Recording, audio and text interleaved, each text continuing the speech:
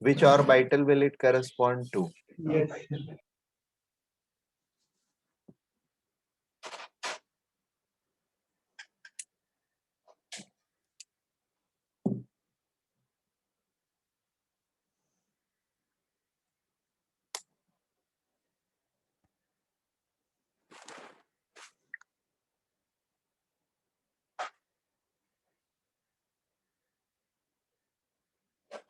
बताइए Yes.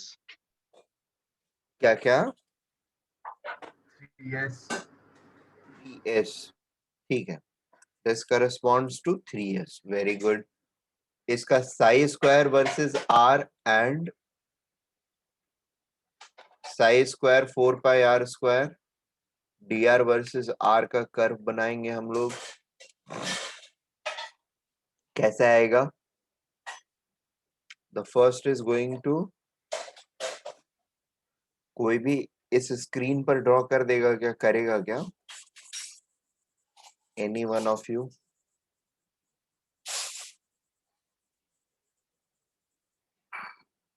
मैं करूँ? हाँ हाँ करो. कोई भी एक बंदा कर दो. मैं कोई भी एक जिनको आता हो.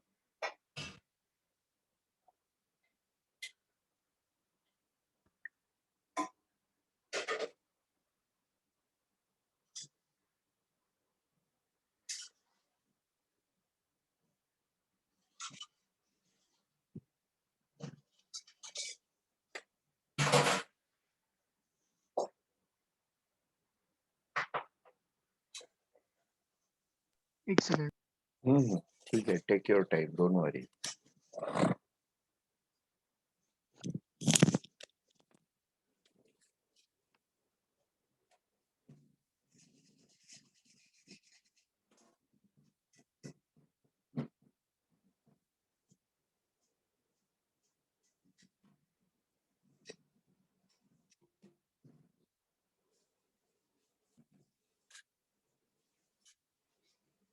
हाँ डन सर.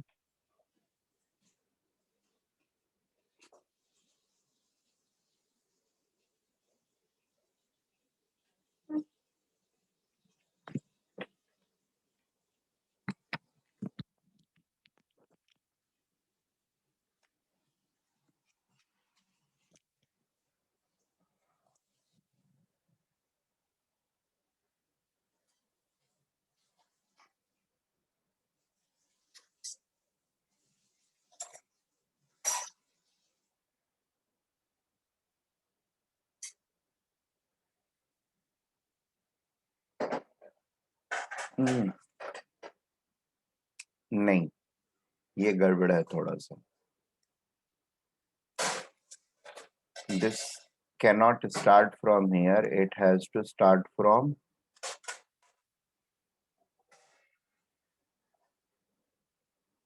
ठीक है. साई स्क्वायर ऊपर से स्टार्ट हो रहा है क्या? अच्छा हाँ सॉरी. साई स्क्वायर ऊपर से स्टार्ट होएगा. ठीक है ठीक है ठीक है. I am sorry.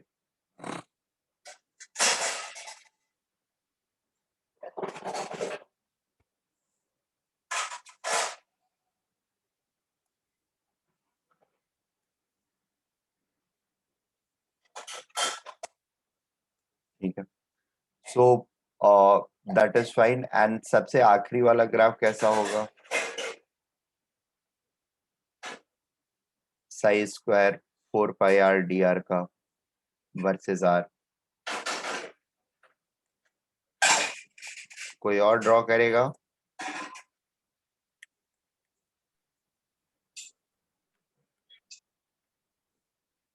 सर मैं करूँ? हाँ.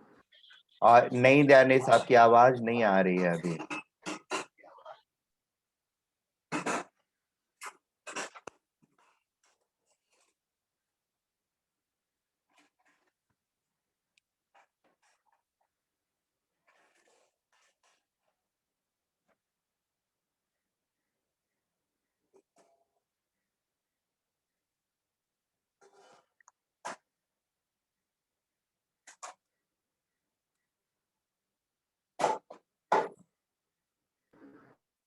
सर मेरे में वो कर्व वाला ऑप्शन नहीं आ रहा है इसलिए स्ट्रेट बना है.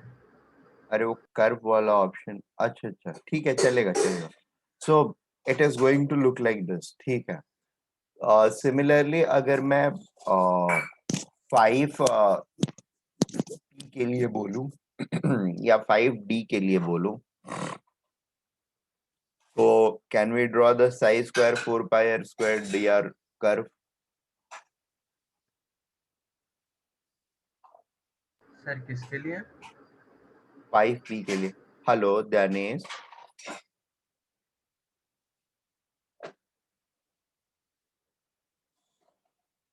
ध्यानेश,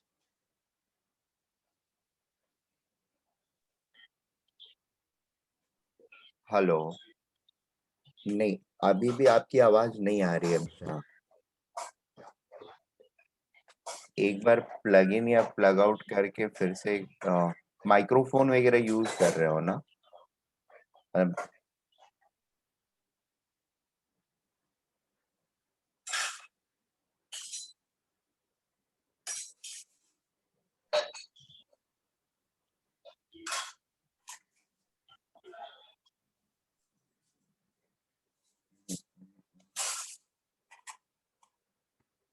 नॉट हैपनिंग।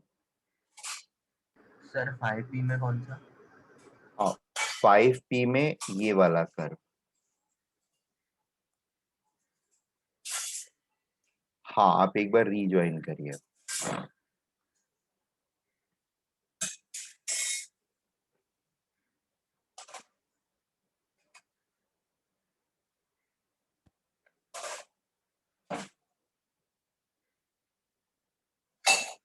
से नहीं मिला।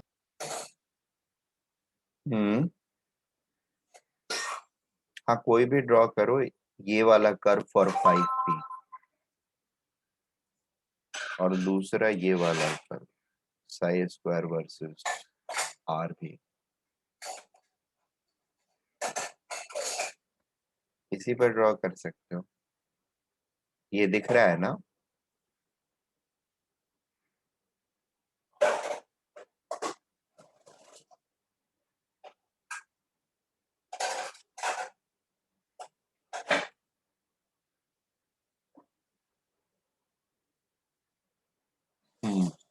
ठीक है, चलेगा।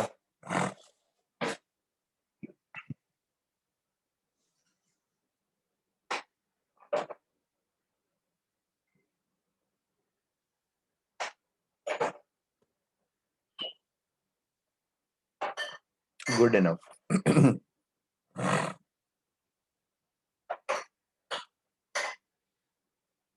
सो बेसिकली हम लोगों को ये आइडेंटिफिकेशन जो है ना, ये आना चाहिए, और we are able to draw the rest of the thing. मतलब एक बार अगर हमने आइडेंटिफाई कर लिया कि ये इस चीज को करस्पॉन्ड कर रहा है, तो we must be able to draw the other curves, ठीक है, करस्पॉन्डिंग टू दैट ऑर्बिटल और whatever orbital it has been asked to, right?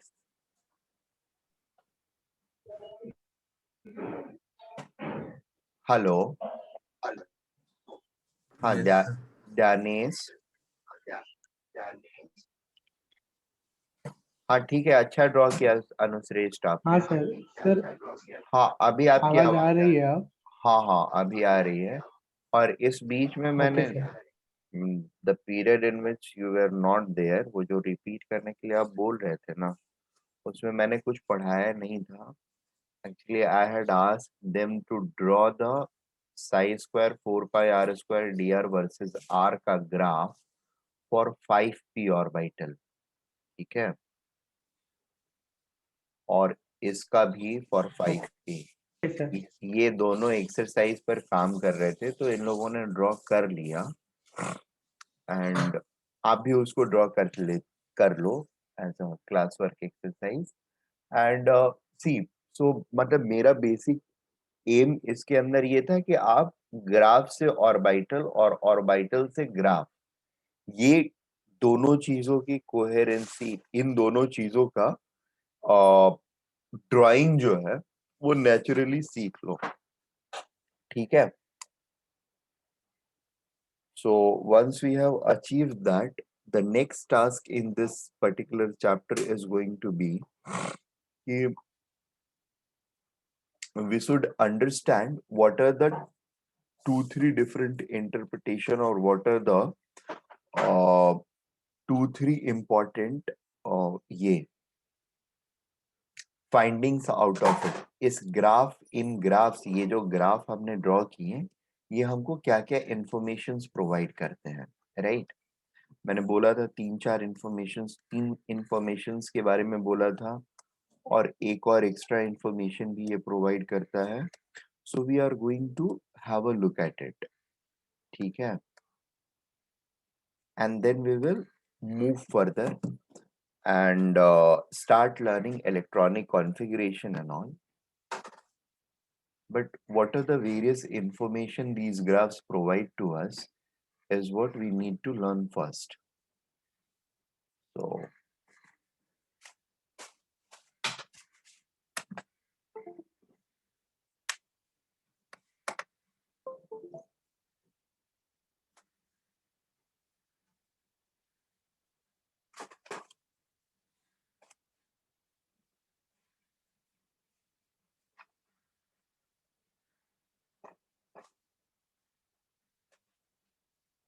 information.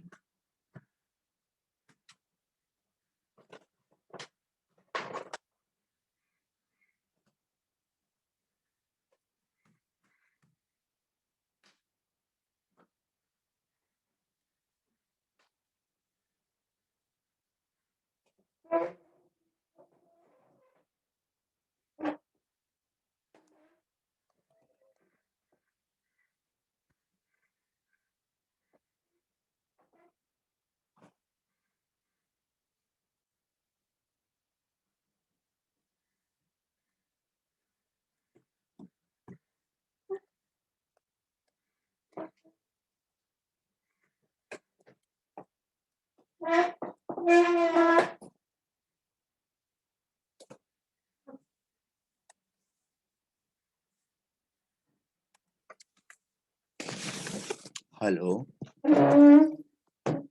Yes sir. हाँ हेलो सर।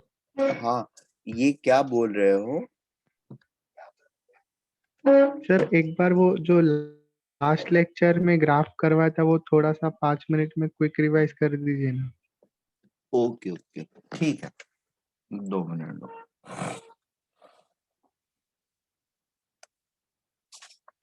सी, ग्राफ के जो बेसिक्स थे वो ये थे कि टोटल नंबर ऑफ नोड्स जो हमारे होते हैं, ठीक है, एंड रेडियल नोड्स जो होते हैं these are non zero. Solutions कितने होंगे वो इंडिकेट करता है। Radial node always indicates the non zero solutions. Non zero solutions का मतलब ऐसा value of r for which the value of psi or the value of psi square or the value of psi square 4 pi r square is becoming equal to 0 when r is not equal to 0 and also not equal to infinity, ठीक है? 0 और infinity ये दो जगह पर इसकी value हमेशा 0 ही रहेगी। इन दो वैल्यूज के अलावा r के जिन वैल्यूज पे या जितने वैल्यूज पे वो ये चीज, ये फंक्शन या ये फंक्शन या फिर ये फंक्शन 0 वैल्यू को अचीव करते हैं, they are known as radial nodes, ठीक है? और किस ऑर्बिटल में कितना रेडियल नोड होता है ये हमको पता है। We know how to calculate it, we have this formula, और this formula you can say has been derived on the basis of these graphs only. कितनी बार ये इंटरसेक्ट कर रहे हैं एक्स एक्सिस को, ये उसी के बेसिस पर डिराइव किया गया है। n-l-1 या l की वैल्यू 0 से जो हमने स्टार्ट करी है, ये सारी चीजें करने के पीछे जो रीजन है वो ये ग्राफ्स ही हैं। इट इज एक्चुअली मतलब मैंने आप लोग को ये चीज पहले या जनरली ये चीज पहले पढ़ाया जाता है, बट इनका ओरिजिन जो है ये नंबर काउंट का, वो ये ग्राफ्स ही होते हैं। ठीक है, therefore we need to know the interlinking between orbital name 1s 2s 3s 2p 3p 4p 3d 4d 5d या 4f 5f 6f, इन सारे ऑर्बिटल नेम्स और उनके ग्राफ का करस्पॉन्डेंस हम लोग को पता होना चाहिए. That is the important task. One के ग्राफ जो होते हैं, सॉरी एस ऑर्बिटल के जो ग्राफ होते हैं, they always start from up. एक फिक्स्ड वैल्यू से स्टार्ट होते हैं. They decrease and according to the fact that to which ये principal quantum number they belong, the graph will intersect the x-axis or may not intersect the x-axis. ठीक है, अब इसमें like अगर 3s है तो रेडियल नोड 2 होने हैं तो फिर कर्व जो होगा that will intersect the x-axis twice. ऊपर से नीचे एक बार आएगा, फिर नीचे से एक बार ऊपर भी जाएगा एंड फिर सेटल डाउन हो जाएगा. ठीक है, अब इसके बेसिस पर if I try to draw the psi square versus r curve, तो it is going to be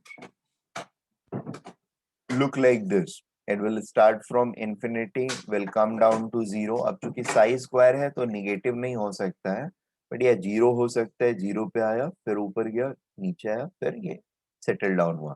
so there are going to be two nodes over here. अब ये कर्व दिया रहे या ये कर्व दिया रहे, we can clearly identify that this orbital is going to belong to s. क्यों? क्योंकि ये यहाँ से स्टार्ट हो रहा है. ठीक है, इस ऑर्बिटल के अलावा बाकी सारे ऑर्बिटल्स यानी पी डी एंड एफ जो होंगे, they all are going to start from 0. ठीक है, so that is a distinctive feature of s orbital, that these graphs are going to start. If it would have been 5s, it would have started from up, come down and so on and so forth. ठीक है, but p d and f जो है वो नीचे 0 से start होंगे and they are going to look like these. इन दो curves के बीच में हर जगह पे एक कॉमन डिफरेंस हम लोग को देखने को मिलेगा. वो ये है कि these curves are going to start from, I mean wherever they are going to start. S के लिए they are starting from very high value, almost infinity, and then coming down to 0, increasing, decreasing. The important fact over here is the area under the curve in this zone. ठीक है, area under the curve in this zone, ये दोनों के बीच में relation ये है, ये बड़ा रहेगा, ये छोटा रहेगा, ये उससे छोटा रहेगा, डिक्रीजिंग. ये वाला एरिया अंडर द कर्व जो है ये डिक्रीज करता रहता है. ठीक है, साई स्क्वायर वर्सेस आर के लिए, जबकि psi square 4 pi r square versus r के लिए ग्राफ उल्टा होता है. एरिया अंडर द कर्व जो होता है वो आखिरी वाले लोब का या आखिरी वाले पोर्शन का ज्यादा होता है compare to the previous ones. ठीक है, यहाँ पर क्या है, पहले ज्यादा है बाद में कम है, डिक्रीजिंग ऑर्डर है, यहाँ पर इंक्रीजिंग ऑर्डर है. ठीक है, सो ये पैटर्न्स को हम लोग ध्यान में रखेंगे. These patterns are going to help us in order to differentiate further. There is hardly any difference between 5p orbital का psi square versus r and psi square 4 pi r square versus r curve and 4p and 5d. ठीक है, इन दोनों का curve लगभग एक तरह का दिखता है. We can have a look at it.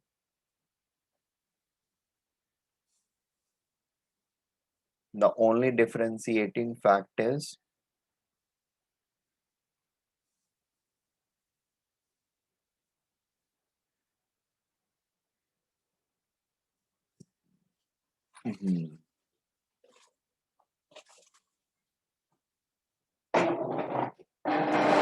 ये 4p है हमारा, ये 5d है हमारा, राइट.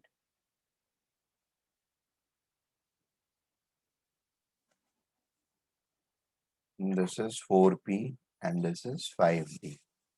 ठीक है, and we can very easily see that the nature of curve in these two segments are exactly the same. ठीक है, difference कहाँ पे होता है? तो difference arises only in the fact that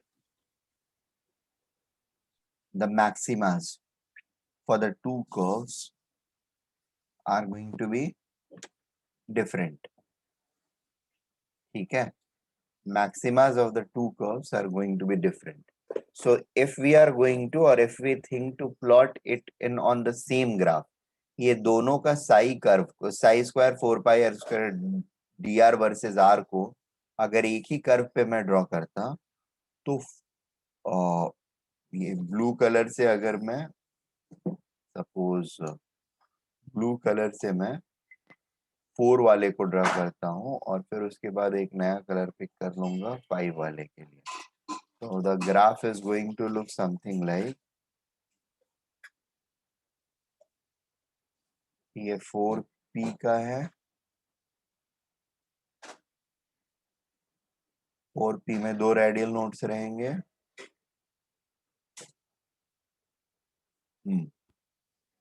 ठीक है।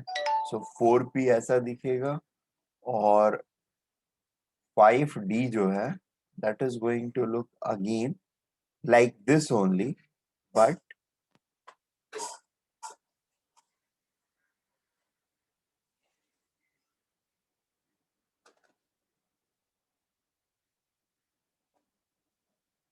ठीक है, ये कुछ ऐसा दिखेगा. This is going to correspond to 5d and this will correspond to 4p. ठीक है, अब देखने में दोनों कर्व एक तरह का लग रहा है, ये भी और ये भी, बट रियलिटी क्या है?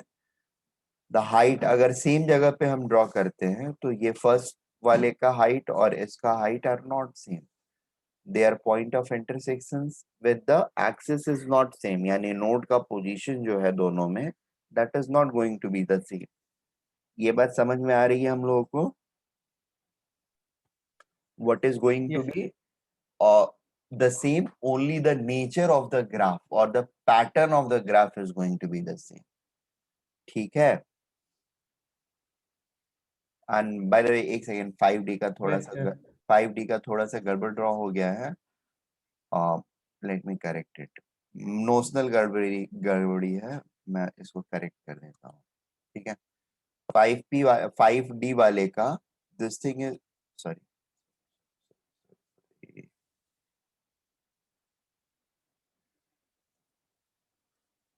5d वाले का the graph is going to look like this, it will be more expanded. बात समझ में आ रही है? Yes sir.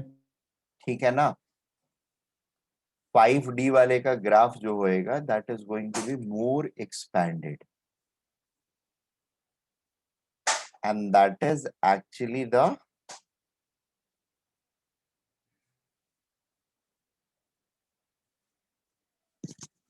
indication that it is a higher principal quantum number orbital. ठीक है, ये चीज को हम लोग मार्क करके रखेंगे, एक्सपैंडेड रहेगा, बड़ा वाला ऑर्बिटल जो रहेगा that is going to be expanded, उसका ग्राफ एक्सपैंडेड रहेगा. ठीक है, और हाँ डेफिनेटली ये पिक की जो वैल्यू है that is also different, so that is another indicator. अगर सेम ग्राफ पे ड्रॉ किया हुआ है तो ये आइडेंटिफाई कर पाएंगे हम लोग. अगर अलग अलग ग्राफ पे ड्रॉ किया हुआ है तो we will have to look at the scales. ठीक है, अब स्केल्स जो है यहाँ पर जैसे मैंने ड्रॉ किया हुआ है, but scales are not very much up to the mark, तो इसलिए आप लोगों को एकदम याद रखने के लिए नहीं बोल रहा हूँ, बट हाँ रिलेटिव अंडरस्टैंडिंग आपको जरूर डेवलप हो सकता है.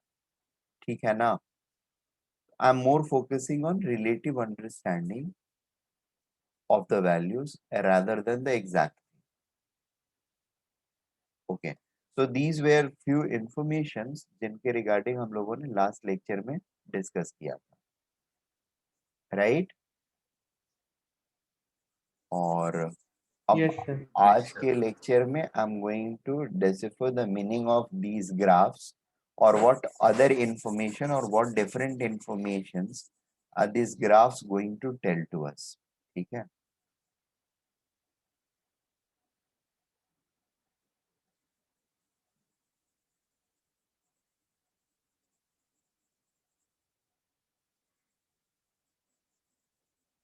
अच्छा देखो यहाँ पर एक क्वेश्चन पूछा हुआ है, which of the following orbitals are rightly represented?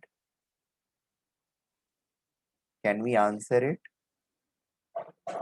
कौन कौन से ऑर्बिटल सही से बनाए हुए हैं? 3s सही बनाया हुआ है क्या?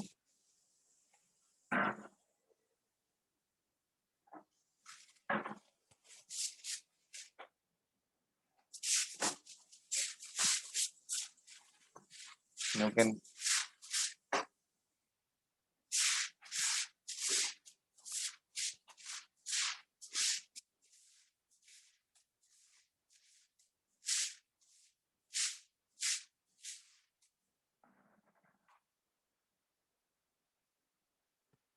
ये जो एक्सिस पे कट मार्क है ना, इसको एक्चुअली आप लोग ये ऐसे समझ सकते हो. ठीक है. And then tell me whether it is rightly drawn or not. Basically radial nodes, this one, this one, दो radial nodes.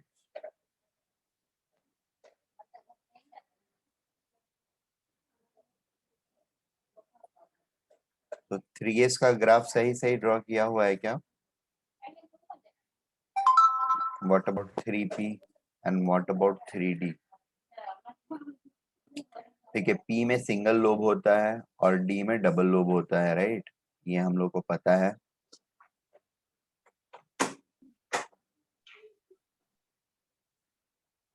और s स्फेरिकल होता है. अब आप लोग चेक कैसे करेंगे किसी भी, ये एक क्वेश्चन ग्राफिकल क्वेश्चन मतलब डायग्रामेटिक क्वेश्चन हो सकता है.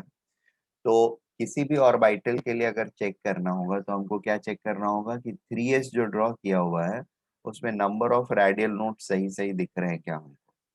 तो यहाँ पर दो नोड्स हमको दिख रहे हैं. ठीक है. तो ये ग्राफ सही है, कोई प्रॉब्लम नहीं है. अगर 4s का होता है तो कितने नोड्स चाहिए होते हैं हमको? 3 नोड्स चाहिए होते हैं.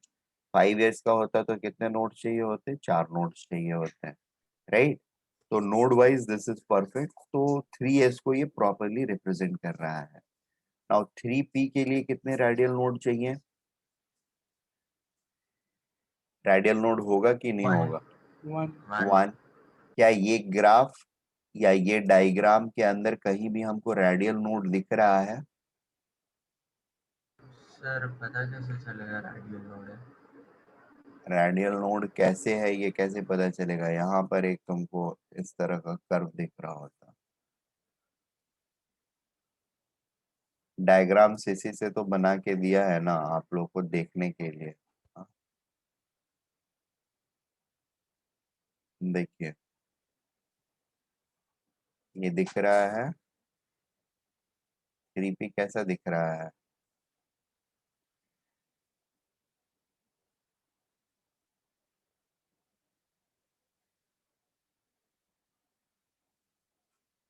Are we able to imagine this?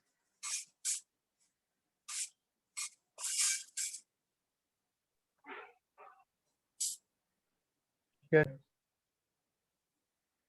हाँ, all of you. Yes sir. ठीक है. ये फीचर यहाँ पर भी दिखना चाहिए था हमको किसी ना किसी व्यू में, राइट? इनफैक्ट तीनों व्यूज में दिखेगा. यहाँ पर ये जिस तरीके से ड्रॉ किया हुआ है ना, it is not exactly towards our eyes. तो इसमें यहाँ पर दिखना चाहिए था, इसमें यहाँ दिखना चाहिए था, यहाँ दिखना चाहिए था. किसी में नहीं दिख रहा है. इसका मतलब क्या हुआ कि 3p का जो ग्राफ ड्रॉ किया हुआ है या 3p का जो डायग्राम ड्रॉ किया हुआ है वो क्या है? सही नहीं है, गलत है. ठीक है, ये किसका ग्राफ है, ये किसका डायग्राम है, ये 2p का डायग्राम है। ठीक है, this diagram is for 2p not 3p। Net वगैरह पे अगर आप सर्च करने जाएंगे तो 3p के डायग्राम्स ऐसे ही आपको दिखने के लिए मिल जाएंगे, बहुत कम जगह पर वैसा डिफरेंशिएटेड डायग्राम बनाया हुआ है। ठीक है, और कहीं पर भी आप देखोगे थ्री पी वाले में भी ऐसे ही डबल डंबल बना के दे देंगे लोग, सॉरी सिंगल डंबल बना के, बड़ा सिंगल डंबल बना के दे देंगे, बट वो सिंगल डंबल में रेडियल नोड्स का रिप्रेजेंटेशन मिस करता है, वो नहीं होना चाहिए। So whenever we are being asked rightly represented, तो हम लोग को शेप तो एक आइडेंटिफाई करना है, अगर पी है तो सिंगल डंबल, डी है तो डबल डंबल, ठीक है, एफ है तो ट्रिपल डंबल, ठीक है। बट इसके साथ साथ हमको नंबर ऑफ रेडियल नोड्स का भी ध्यान में रखना होगा हमेशा। बात समझ में आ रही है? Yes, sir. थ्री पी रहेगा तो दो रेडियल नोड, 3p रहेगा तो एक रेडियल नोड चाहिए, 3d रहेगा तो 0, 4d रहेगा तो एक रेडियल नोड चाहिए, 4p रहेगा तो दो रेडियल नोड चाहिए, 4p पे, हाँ 4p पे दो रेडियल नोड चाहिए, 4f पे एक भी रेडियल नोड नहीं चाहिए। तो ये चीजें भी हमको पता होनी चाहिए और इसके हिसाब से हम लोग उसको सही या गलत बोलेंगे। ठीक है ना? Making sense? Yes, sir. Yes, sir. Okay, let me now go to the board.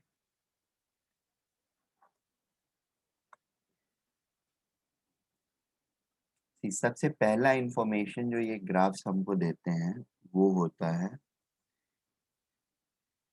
Average separation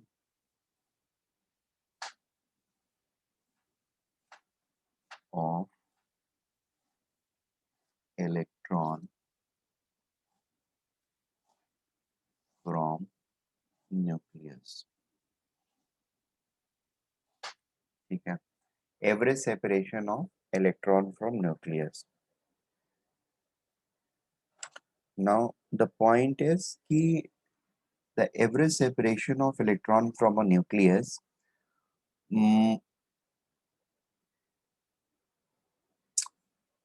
ये ऑब्वियसली हमको वो कर्व से ही मिलता है।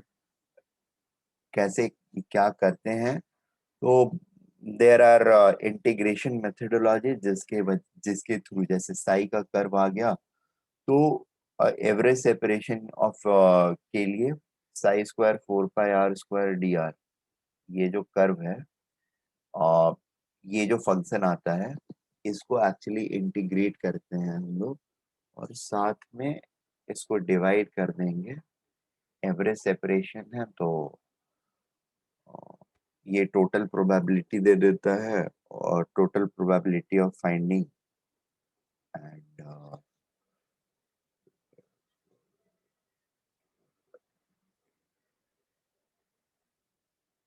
एक आर के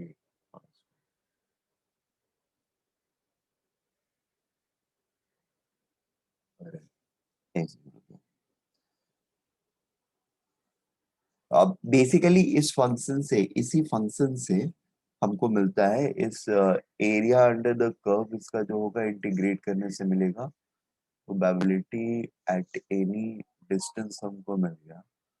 और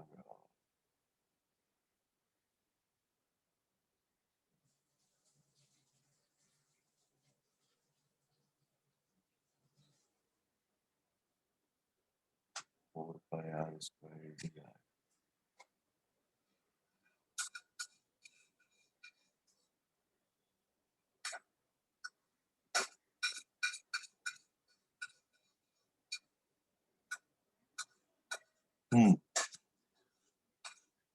इस फंक्शन, इसका इंटीग्रेशन करके और जो हमारा वॉल्यूम है, total volume occupied by the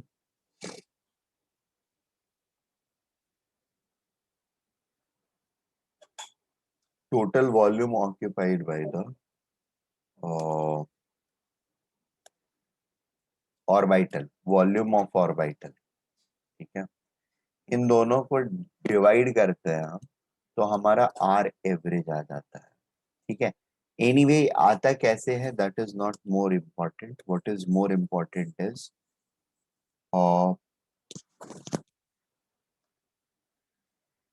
इसकी डिपेंडेंसी किस चीज पर होती है, ठीक है। तो the average separation of electron from nucleus has been found to be dependent on, एक तो ये कि ये ग्राफ्स हमको ये चीज देता है, बताता है, और दूसरी चीज ये एवरेज सेपरेशन जो है that is dependent on,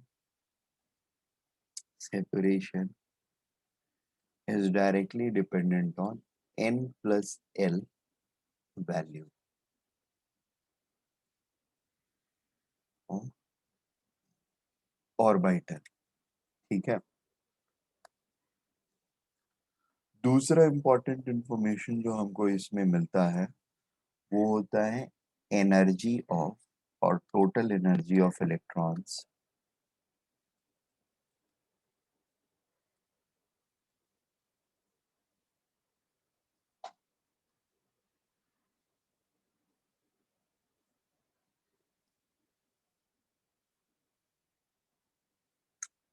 electrons in an orbital or electron in an orbital,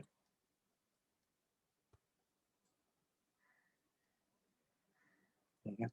And it has been again found that total energy of electron is directly proportional to n plus l value, ठीक है, of orbital. अब इसमें एक चीज और भी होती है, जैसे if n plus l value are same, if for two orbitals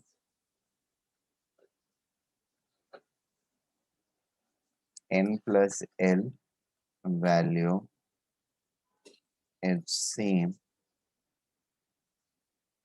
then orbital with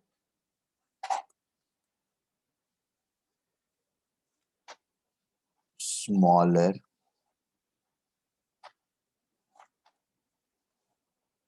n value will have lesser energy, ठीक है। यानी जैसे अभी अगर हम लोग देखें तो 4D और 5P इन दोनों के लिए n प्लस एल वैल्यू क्या आएगा, 4D के लिए n प्लस एल वैल्यू क्या आएगा,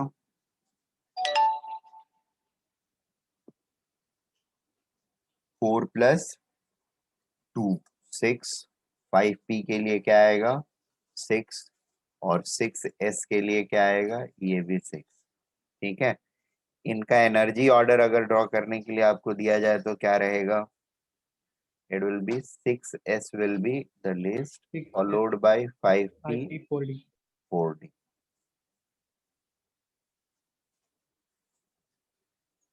अरे सॉरी I did wrongly, उल्टा कर दिया, 4D will be smallest followed by 4D will, the smaller value of n will have is lesser energy, 4D will come first followed by 5P followed by 6P, the 6S S, ठीक है। और with increasing n की value the energy value is going to increase, right? Similarly, if I have to arrange for example maybe I'm giving these orbitals 3F 4P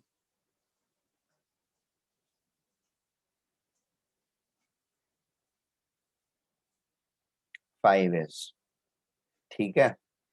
इनका energy अगर हमको करना होगा arrange तो कैसे करेंगे, what will be the order, Do we need to look at NL values? या N plus L value इसका कितना आएगा? F के लिए क्या होता है? 3। अच्छा 3 में F होता है क्या? सबसे पहले ये थोड़ा सा गड़बड़ हो गया है, एक सेकेंड रुक जाओ। No, I've sir. taken a 4F. wrong example, right? It should be 4F 5P हम लेते हैं, या 4 के बदले 3 and 4 था ना, ठीक है, 5P and 6S। अभी देखते हैं what is the order which will have least energy among these.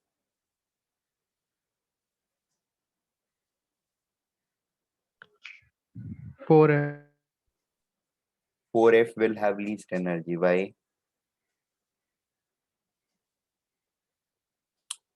सारे का 6 सर 6 एन 6 इज है। लीस्ट अरे F की वैल्यू क्या होती है ये बताओ मुझे। 3 3। N plus L वैल्यू इसका क्या है? 7 है। इसका क्या है? 6 है। इसका क्या है? 6 है। तो सबसे कम किसका रहेगा? 5P 6F. Yes, it will be 5P followed by 5P 6X, उसके बाद 4F आएगा। It is not just N की वैल्यू जिसके ऊपर डायरेक्टली हम कॉल ले लेंगे, it is N plus L का वैल्यू, ठीक है। अगर N सर plus 6S को भी पहले लिख सकते हैं ना? किसके पहले? मतलब 6S is smaller than 5P, 5P नहीं smaller नहीं than लिख 4F. सकते हैं, नहीं लिख सकते हैं।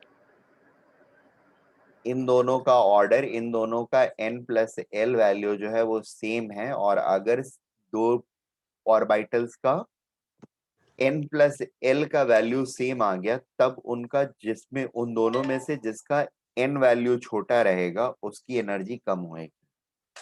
But that is true if and only if N plus L values are same for two orbitals, ठीक है।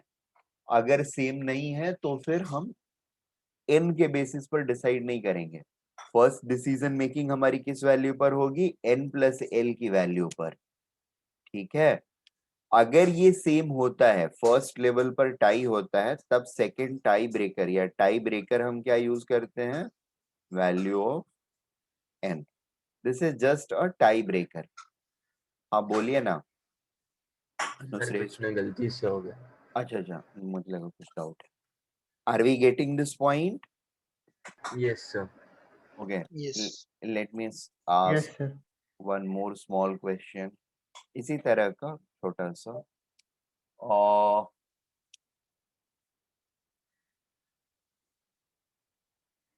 maybe I can have 3D 5P,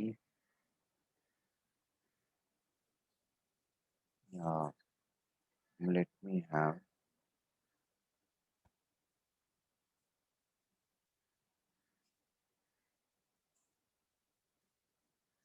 5G 7D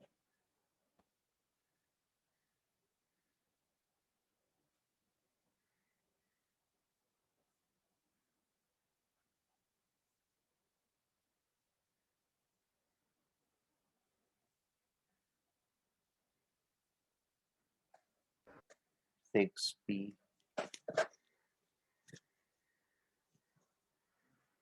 and 8S। इस तरह से आपको दे दिया गया, तो how are we going to arrange them all? How is the energy is going to be? Sir 8S. क्या 8S? Sorry, sir, एक minute. Sir 6P is smaller than ठीक है, 6P smaller than 8S. 8S, फिर 8S is smaller than 5G 5G, and 7D. ठीक है। इसका value क्या है? 9, 9, इसका वैल्यू क्या है? 9, 9, इसका क्या है? 7, 7, इसका क्या है? 8. 8, ठीक है। सो Yes, sir. इन दोनों में 6p is, I mean in सब में 6p is the smallest, it is having smallest n plus l value, therefore it will B lowest in energy. फिर उसके बाद the next n plus l value is of 8s, तो वो आ गया। उसके बाद दो हमारे पास हैं जिनका की same n plus l value है, and that is 5g and 7d।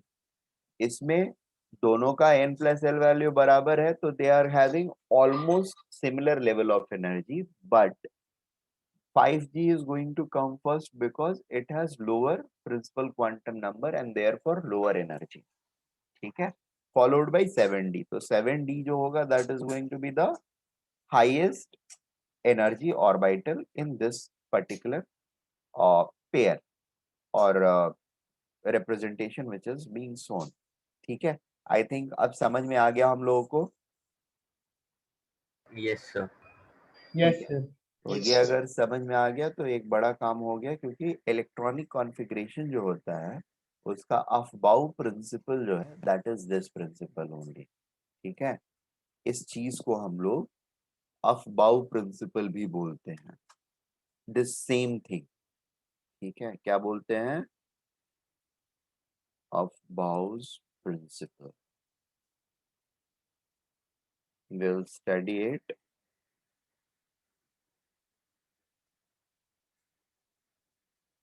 This is the first principle of electronic configuration, first principle of electronic configuration, ठीक है। बाकी के दो जो हैं, there is one thing called Hund's rule or Hund's rule, and then there is last one called Pauli's exclusion principle। तो वो भी होते हैं, but this is one of the basic thing। ये basically ये बताता है कि हमारे इलेक्ट्रॉन्स जो है इनसाइड एटम, उनका डिस्ट्रीब्यूशन कैसा है, किस ऑर्बिटल में कितने इलेक्ट्रॉन हैं, इसका ये हमको आइडिया देता है, ठीक है। या किस ऑर्डर में वो इलेक्ट्रॉन्स फिलअप हुए हैं, इसका बेसिक आइडिया हमको देता है ये। Anyway, total energy of the electron in an orbital, ये दूसरा इंफॉर्मेशन हमको दिया। तीसरा वाइटल इंफॉर्मेशन जो देता है ये ग्राफ्स, वो है penetration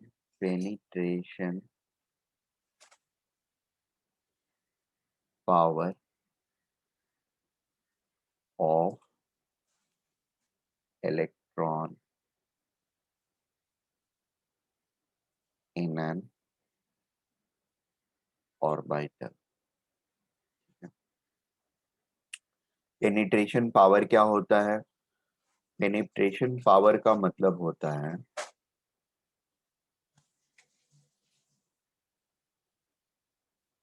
ability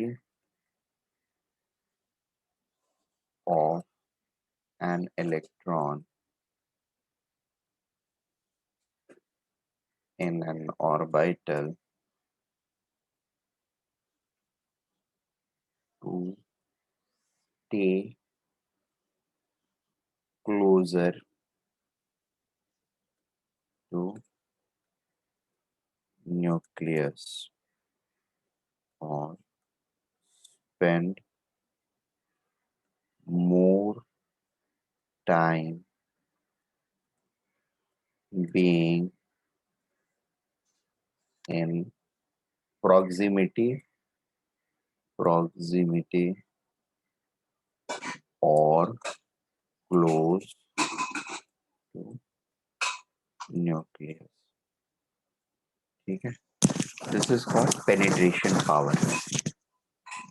So ability of an electron in an orbital to stay closer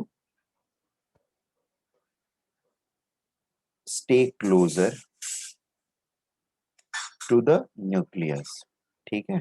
Ability to stay close to nucleus is penetrating power, making sense।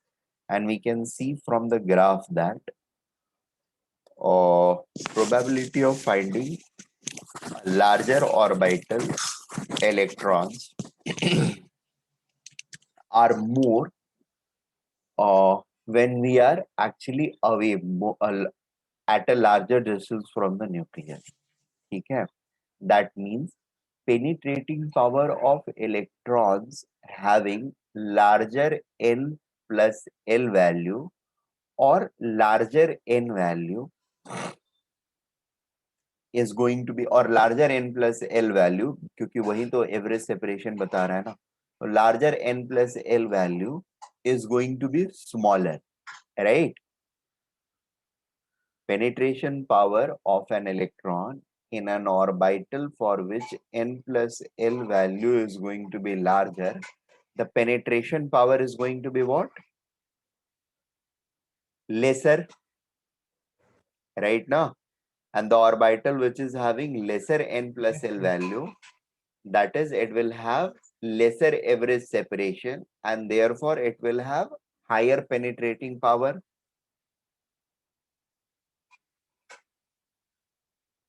Am I making sense? Yes, sir.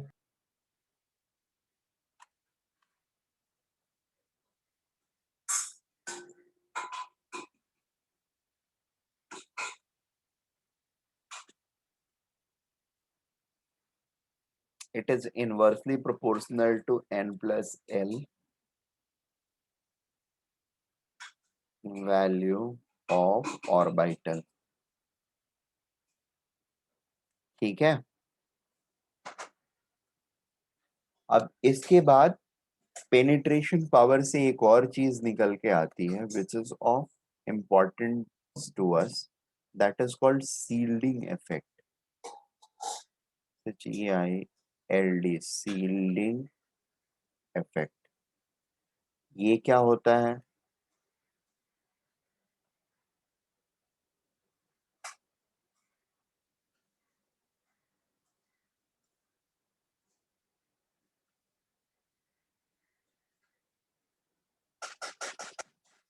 ये काफी important चीज होती है. ठीक है?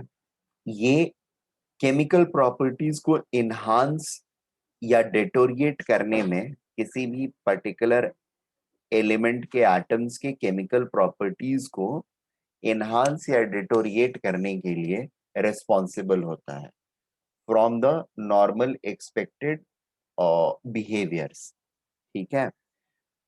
Shielding होती क्या है? It is reverse of penetration. ठीक है? रिवर्स ऑफ पेनिट्रेशन कैसे? हमने ये बोला कि यहाँ पर अगर मेरा न्यूक्लियस है और ये मेरा पूरा एटम है. ठीक है? अगर कोई एक पर्टिकुलर इलेक्ट्रॉन के रहने की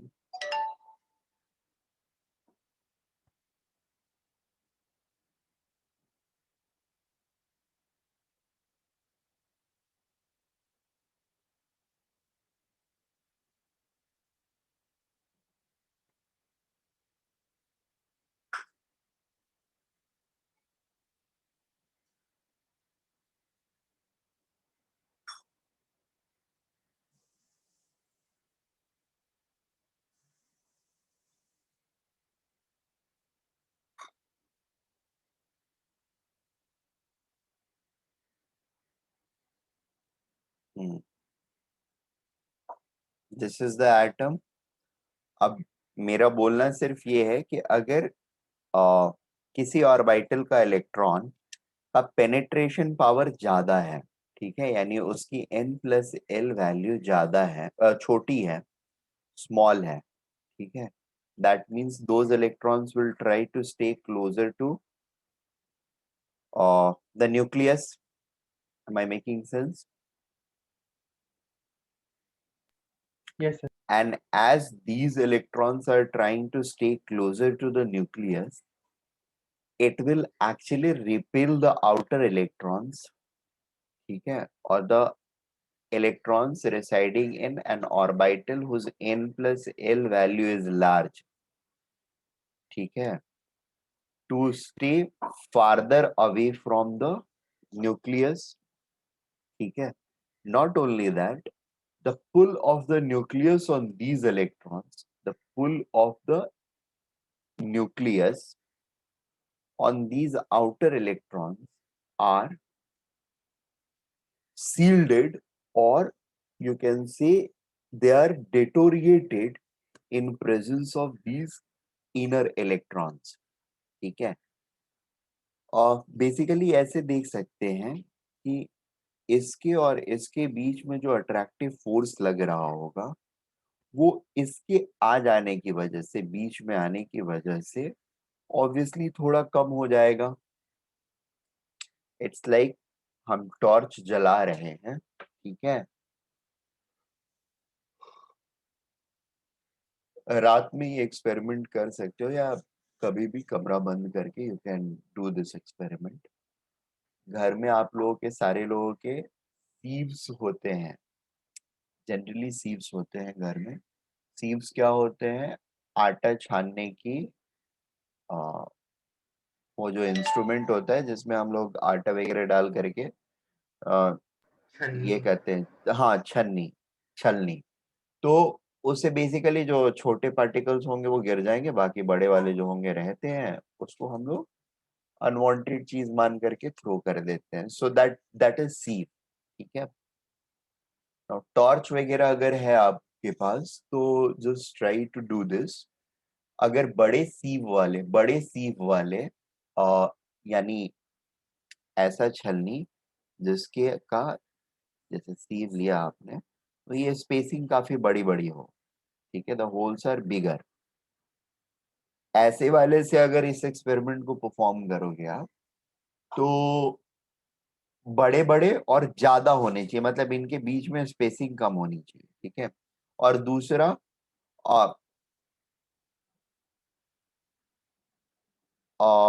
एक मतलब सेम मतलब सीव लेते हैं जिसके अंदर में तीन बेसिकली करना है. एक तो बिना कोई बीच में चीज, जैसे टॉर्च हमने डाला दीवार पे, उसका लाइट देख रहे हैं तो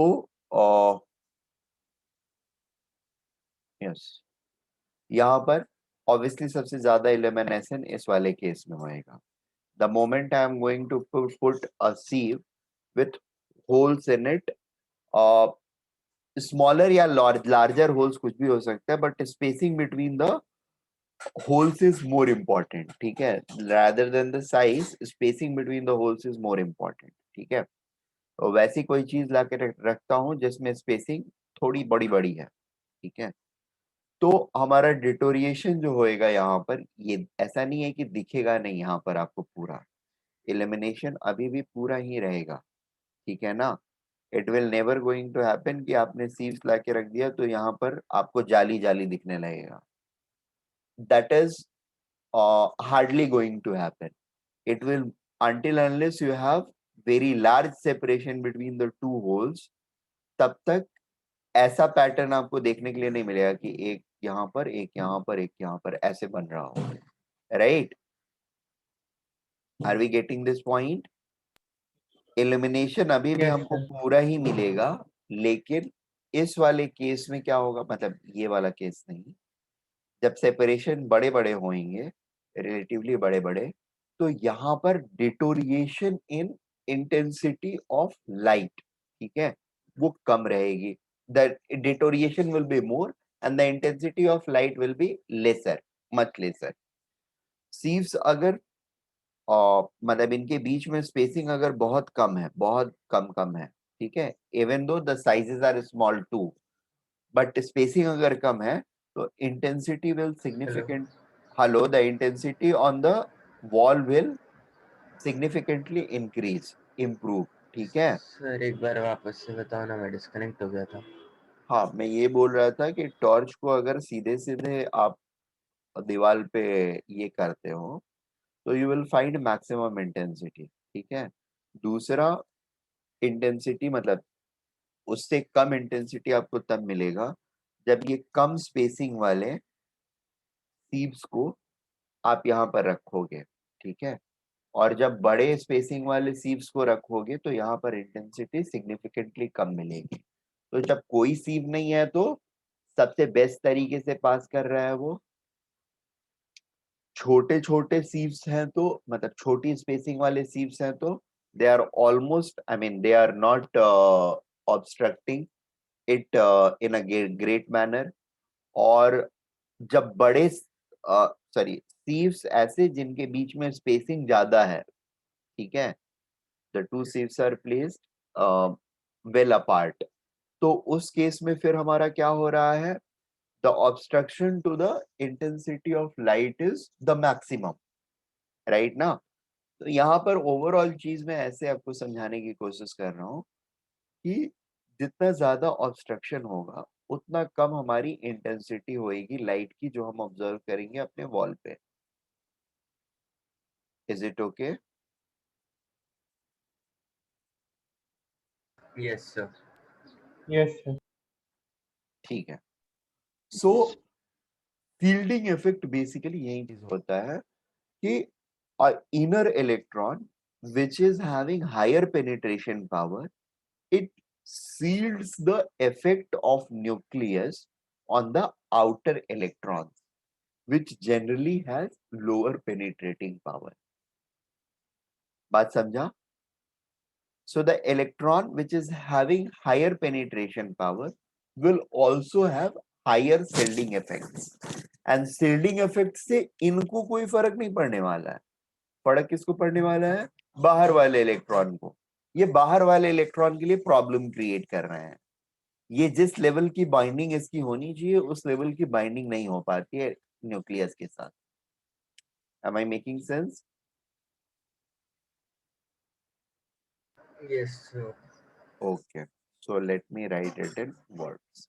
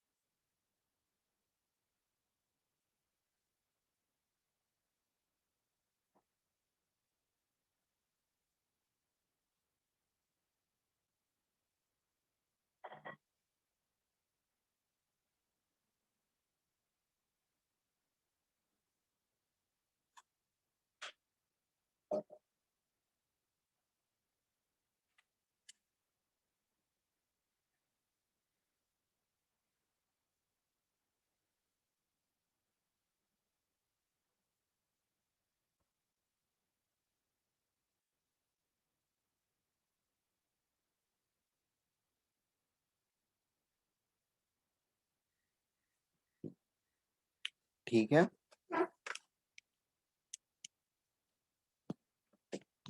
is it okay? Yes.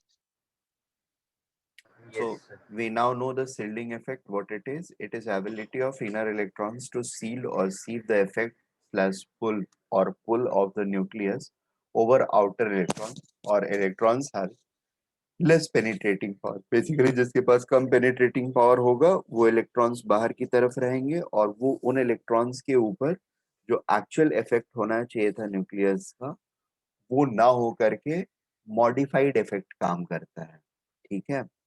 That means अब सील्डिंग इफेक्ट ऑफ इलेक्ट्रॉन क्या होगा, तो सील्डिंग इफेक्ट प्रॉपर्टी किसकी हुई, इनर इलेक्ट्रॉन्स की प्रॉपर्टी हुई, और इसको इफेक्ट, इसकी वजह से इफेक्ट किस पे पड़ रहा है, आउटर इलेक्ट्रॉन्स पे। ये बात समझ में आ रही है हम लोगों को, प्रॉपर्टी ये किसकी है, it is ability of inner electron, right, and what is getting affected, the effect is on outer electron. ये दो चीजें क्लियर है हम लोगों के दिमाग में, एक्शन एंड रिएक्शन। एक्शन किसका है, इनर इलेक्ट्रॉन का, रिएक्शन किसके ऊपर हो रहा है, प्रॉब्लम किसको हो रही है, आउटर इलेक्ट्रॉन को हो रही है, राइट। ऐसे समझ सकते हैं कि आउटर इलेक्ट्रॉन को मिलने वाले खाने को इनर इलेक्ट्रॉन खा जा रहा है। Am I making sense? Yes, sir. Yes. Yes sir. Okay, ठीक है। सो अच्छा, अब इनका इफेक्ट एग्जैक्टली क्या होगा, कैसे होगा, दैट इज समथिंग जो हम लोग पीरियोडिक प्रॉपर्टी चैप्टर, इसके बाद वाले चैप्टर के अंदर में देखेंगे, ठीक है ना। Yes, sir. I think this is something which I wanted to tell you guys. Okay, now it's time for looking at electronic configuration, but before that I would actually like to tell you guys one more thing. That more thing is this, यहाँ पे actually एक छोटी सी चीज रह गई, energy वाला जो बता रहा था ना, इसमें जस्ट एक पॉइंट रह गया, और वो पॉइंट मतलब वो जो 2.1 एंड 2 बता दिए थे कि मतलब ये जो बता दिया है दिस इज फाइन, इसके अलावा एक छोटा सा मॉडिफिकेशन और एक और छोटी सी चीज होती है which has to be kept in mind, ठीक है।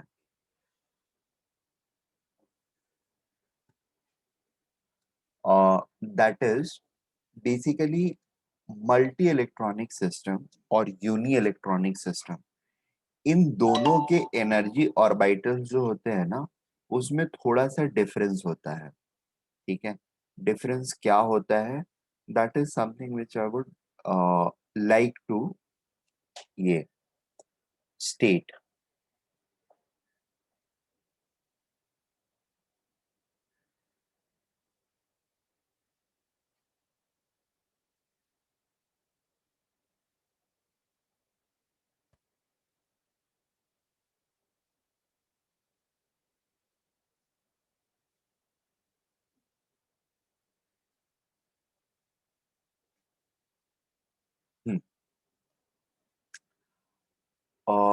बेसिकली होता ये है, जैसे अभी हम लोगों ने ये पढ़ा ना कि n प्लस एल वैल्यू और एनर्जी ऑफ ऑर्बिटल जो होता है that is indicated on the basis of n plus L value, ठीक है। ये n प्लस एल वैल्यू वाली चीज जो होती है it is true for multi electronic system. Multi electronic system के लिए ये वाली चीज ट्रू होती है, ठीक है। और यूनी इलेक्ट्रॉनिक सिस्टम के लिए it has it has been found that the value of orbitals is only dependent on n value के ऊपर सिर्फ डिपेंड करता है, ठीक है। True for uni electronic system, यानी हाइड्रोजन एटम के लिए, और इसका इम्प्लीकेशन ये हो जाता है कि 1s की एनर्जी सबसे कम होएगी, उसके बाद 2s और 2p, इन दोनों की एनर्जी जो होगी वो एग्जैक्टली बराबर होगी। जैसे मतलब इसका मतलब क्या हुआ, जैसे अगर हम लोग एनर्जी डायग्राम ड्रॉ करते हैं, एनर्जी डायग्राम का मतलब सारे ऑर्बिटल्स को सजाते हैं ऊपर से नीचे एनर्जी के टर्म्स में, ठीक है। इधर हम हाइड्रोजन के लिए सजा देते हैं और इधर किसी और एटम के लिए, या एक ही डायग्राम पे दो अलग अलग कलर से को यूज करेंगे, कलर कोड को यूज कर लेते हैं, ठीक है। We have 5 different colour codes so we can use that. Suppose ये 1s है हमारा हाइड्रोजन के लिए, ठीक है, और किसी और के लिए हीलियम, लिथियम, बेरिलियम, बोरॉन, किसी को भी ले लो जो मल्टी इलेक्ट्रॉनिक है, तो उनका 1s जो होगा वो भी कुछ इसी रेंज में, इनसे थोड़ा सा नीचे की तरफ रहेगा, ठीक है। दोनों को अलग अलग एंड्स पे ड्रॉ करते हैं तो बेटर रहेगा। 1s थोड़ा सा नीचे, ठीक है। क्यों नीचे? क्योंकि यहाँ पर protonic charge in the nucleus is increased, तो इसलिए ये ज्यादा पुल करेगा इसको। 1s थोड़ा क्लोजर आ जाए, सॉरी इसका 1s थोड़ा क्लोजर आ जाएगा, और ये जीरो लाइन या न्यूक्लियस लाइन है, ठीक है। यही सेपरेशन या एनर्जी जिस फॉर्म में देखना है वो देख सकते हैं हम लोग। Separation and energies are inversely proportional to each other, sorry directly proportional to each other. Separation बढ़ेगी तो एनर्जी भी बढ़ जाएगा, टोटल एनर्जी कंटेंट, ठीक है। Very good. हाइड्रोजन के लिए ये है हाइड्रोजन, एंड एनी अदर के लिए, एनी अदर के लिए ये वाला है। अब हाइड्रोजन का 2s और 2p जो है वो कुछ इस तरह के दिखते हैं। 2s ये रहेगा और 2p ये रहेगा, ठीक है। दिस इज 2s की एनर्जी, ये थोड़ा बड़ा ड्रॉ कर देते हैं क्योंकि इसमें 3 ऑर्बिटल्स होते हैं, तो 2p ऑर्बिटल्स ऐसे रहेंगे, तीनों के तीनों, ठीक है। बात समझ में आई? इन दोनों की एनर्जी का डिफरेंस नहीं होएगा, 2s एंड 2p के बीच में कोई एनर्जी डिफरेंस नहीं होएगा for hydrogen atom. 3s 3p 3d ये फिर से तीनों एक ही लेवल के होंगे, and probably their levels are going to be something like this: 3s, this will be 3p, and this will be 3d. They all are going to be of same energy level: 3s, 3p, 3d, ठीक है। 4s, 4p, 4d, 4f ये सारे same energies के होंगे। Am I making sense? 4d, 4f सारे के सारे की एनर्जी क्या होगी? सेम होगी। This is for hydrogen atom. If I come to any other atom, will it remain same? No, it's going to be different. 1s के बाद 2s कहाँ दिखेगा? 1s के जस्ट ऊपर 2s रहेगा, ठीक है। 2s से ज्यादा एनर्जी ऑब्वियसली 2p की रहेगी, ठीक है। 2p के ऊपर, so there is a lateral, sorry, vertical increase of energy, ठीक है। 2s से ज्यादा एनर्जी 2p की रहेगी, 2p से ज्यादा एनर्जी 3s की रहेगी, राइट। तो इससे थोड़ा सा और स्टेप वाइज हम ऊपर चढ़ेंगे तो 3s हमको मिलेगा, इसके ऊपर रहेगा 3p, ठीक है। 3p से थोड़ी ज्यादा एनर्जी 3d की रहेगी, ठीक है। 3s, 3p and 3d. Am I making sense? 4s की एनर्जी कहाँ रहेगी? 4s की एनर्जी 3d से ज्यादा रहेगी, कम रहेगी? 4s and 3d energy wise कहाँ कैसे प्लेस्ड होंगे?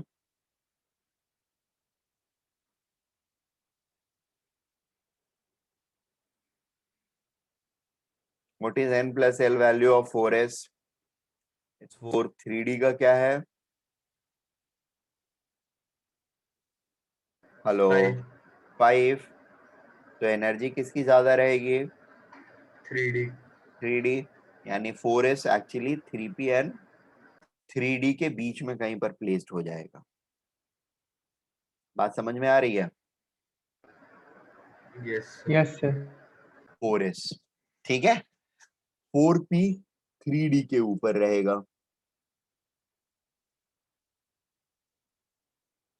4D 3D के ऊपर रहेगा। इस तरीके से अरेंजमेंट। अब फिर 4D के बाद 4f उससे ऊपर रहेगा, थोड़ा ऊपर, ठीक है। 4D हो गया, 4f हो गया। अब फिर से हमारा 5 वाला चालू होएगा, तो 5s कहाँ रहेगा? 5s 4p के जस्ट ऊपर रहेगा, राइट। एनर्जी में वो हायर रहेगा 4p से, बट 4d से कम रहेगा। तो 5s is going to be placed something like this, such that its energy should be just lesser than 4d but greater than 4p, right now?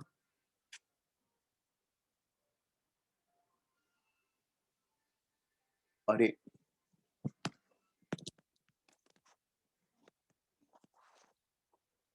एक पुनः